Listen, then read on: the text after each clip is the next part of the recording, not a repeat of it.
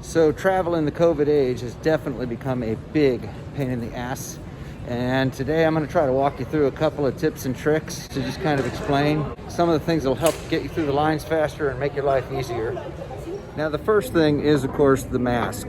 You're going to have to wear this the whole time you're on the flight, from the time you scan your boarding pass until the time that you actually leave the plane.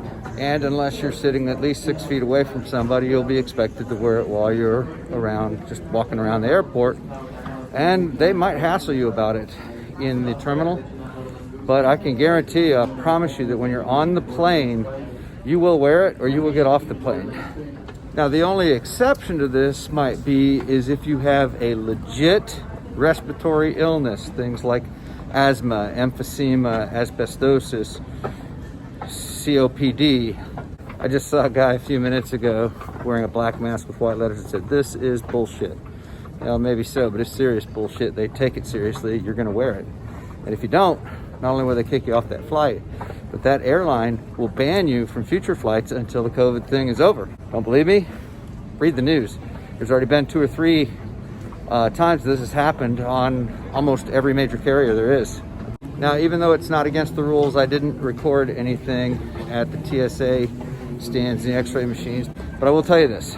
TSA folks were always wearing gloves to begin with. Secondly, they've now put up plexiglass shields, just like at Walmart and Lowe's. Oops. And you will, after you hand them your ID and scan your boarding pass just very quickly, take it down. They'll verify that against your picture, and you put it back up. As far as I could tell, unless you're actually putting something in your mouth, that's what she said, then you are to be wearing the mask. Now, I have never understood when you're boarding an airplane why they board this part and then that part and then this part and then that part. Like, I like getting upgrades because then I get to watch the poor people parade instead of having to participate in it. That's f***ing rude, but I'd rather have a beer and sit down and try to avoid eye contact than the other way around. But that said, after COVID got started, most of the airlines started doing this, but now, as far as I know, Delta is the only one that is boarding back to front. They don't care if you're in first class. They don't care how much you paid for your ticket or what your boarding group number is. You board from back to front. They do about 5 to 8 rows at a time. They space them out about 3 or 4 minutes apart. They don't let more than about 10 people get on there at a time. This is brilliant. This is the way things ought to be. This is a picture of the flight that I boarded today to get here now to record this on the layover. And this is bullshit. It was bullshit before COVID. It's even more bullshit now. And that's a fact. So if you're flying Delta, you're gonna board, and they also deplane the same way, front to back, a few rows at a time. You're gonna do this like a sane person, same cooperative group of people. But if you're on some of the other carriers, whom I won't put on blast here, I'm just going to say most of them, you're going to be back to the status quo ante. That is to say, the same crap that they were doing before, which is a cluster. Now, when you're on the plane, they will not be serving beverages and snacks and sandwiches the way they used to. They will not pass through the cabin asking if you want something. But most of the flights, as long as they're, say, 45 minutes to an hour or longer, they're giving out these handy little snack packs with wipes and a variety of things in them to nosh on while you're in flight. And that's the one time you can take off your mask. As always, you are not allowed to bring liquids through TSA, right? You're gonna have to buy your bottled waters and your Cokes from the vending machines or other vendors once you get inside past TSA.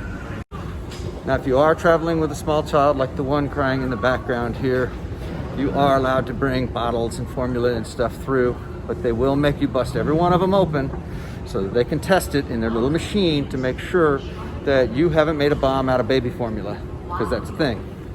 Now, if you're a person who's diabetic or hypoglycemic or who's just damn hungry all the time like me, you need your snacks, right? So you can take prepackaged foods in. You can take produce in. I'm always bringing in apples, bananas, oranges even, packaged snack crackers, things like that. You can always bring any of those in. I pack my backpack full of just little things like that. And we're gonna go through my backpack here in a minute, actually several hours from now when I'm in the hotel, and give you some tips and tricks that I use after all these years of flying 2 or 3 times a month. I've kind of got it down to somewhere between science and art. Now, one of the reasons I'm emphasizing food so much is because sometimes travel takes a long time, and as you can see, a lot of the airport restaurants are gonna be closed due to COVID. Either it's gonna be a corporate policy or an airport policy, but the fact of the matter is, not everybody's gonna be open. So I started this video in Dallas. Maybe a third of the restaurants are open. You're gonna have your standards, right? Your Mickey D's, your Coffee Freak place, right? Those are probably gonna be open most places that you go. But if you want a nice sit-down place, because you got a 3-hour layover or something, depending on the airport, you're gonna have a lot harder time. I'm here in Charlotte. There seems to be more places open than closed, but not everything is open. And even if you do find a decent place that's open, I can guarantee you seating is gonna be limited due to COVID restrictions.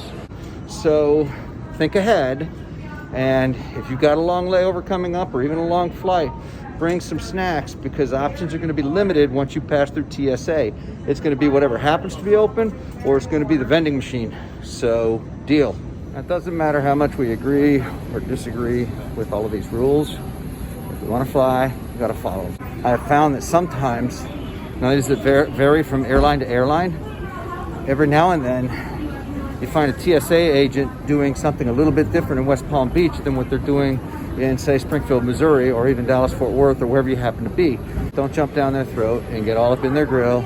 Ask for clarification. Say, well, wait, I was just at this other place and they did it this way. What's different here? Please clue me in so that I'm following the rules rather than getting you upset for not following them. Whether it's from their company, the airline itself, or the FAA, or CDC, or TSA, or FBI, or NIH, or NTSB, or CIA, or the LMNOP, the XYZ, PDQ.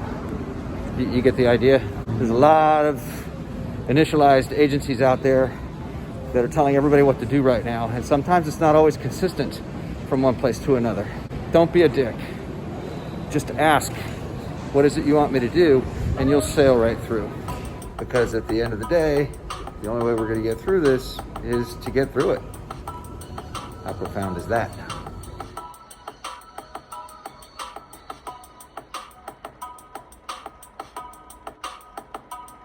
Hey, don't bitch at me. You're lucky to even be flying, okay?